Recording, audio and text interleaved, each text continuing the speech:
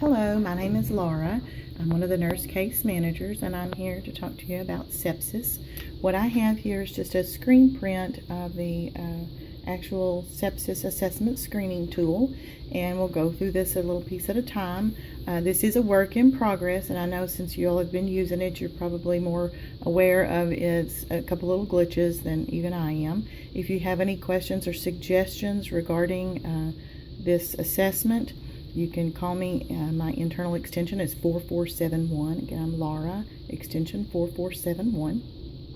I want you to begin with starting this thought process that this is a thinking tool. It's for inpatient sepsis screening, and we want to make sure that it's done every 8 hours, no matter the condition of your patient. Do not ever complete this off of your assessment list. To begin with, when you see this pull up, I suggest you use this button right here. It's the recall values button. That's going to populate everything the previous nurse charted, and that way when you go through with your current assessment piece by piece, you can tell what's going on with the patient. Are they better, about the same, or worse? And that way you can better evaluate how the treatment is going that's been placed on the chart and make sure that there is current treatment on. Another button at the bottom is the associated data. Associated data is excellent in helping you to pull together some of this information. Otherwise, as you know, those of you that have been using it, you have to go back and forth to the EMR several times for your information. This will cut down on that just a little bit. The lactic acid, I know, is not currently included in that associated data, and I'm hoping that someday it will be. At the top, you have the options of saying if you have a suspected infection or a documented infection or none. If there's nothing at all pertaining to sepsis going on with your patient, no types of infection, you can hit none and file it, but you have to find the other two nones here, which there's one here in the SIRS section and one here in the organ dysfunction section. Those have to be checked as well before it'll allow you to save it.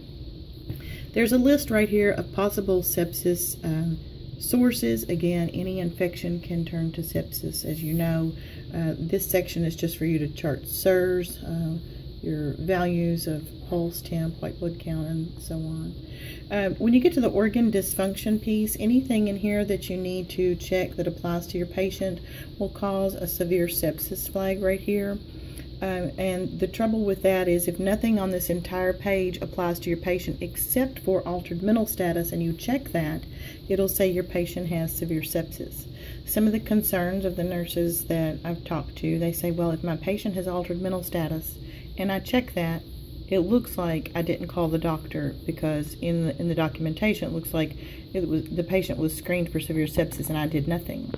The only other option they say they have is to ignore the patient has altered mental status, and then it looks like they didn't chart correctly because they've said that none of this applies. That is a glitch. There's two pieces to that.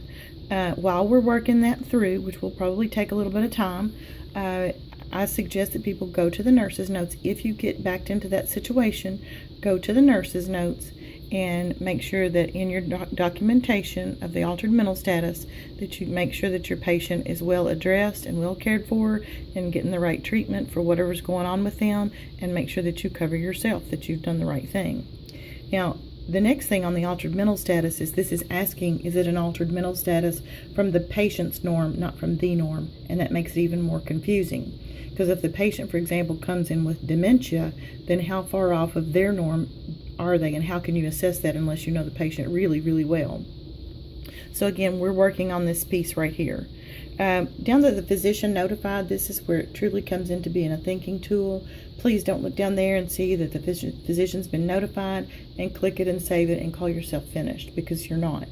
If the physician is notified, that's fine, but we want the reassessment of all these values to be the beginning of your assessment of the sepsis screening.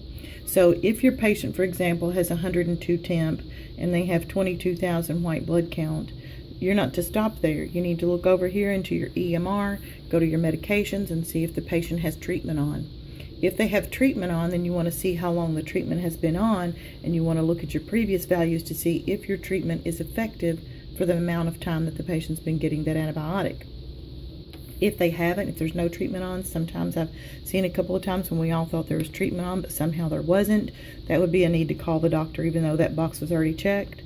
If the treatment is on, but it's obviously not effective because maybe the white blood count and your temperature is still going up even though they've been on antibiotics for 12 hours. That shouldn't be happening if it's effective, so that would still need to be another call to the doctor, even though your previous may have said, yeah, we've already notified the doctor. Also, just from thinking and working in nursing, that your condition could be not so great. They might have 103 temp and 29,000 WBCs. But you're thinking, well, the doctor needs to know that. Well, not if it was 104 and 30,000, 8 hours before, and they have treatment on. I wouldn't contact the doctor because they've got treatment on and we're going in the right direction. I hope this helps you. Again, if you have any questions or any suggestions or anything that you want to let me know, please call me at the case management office. My desk phone is 4471. My name is Laura. Thank you so much.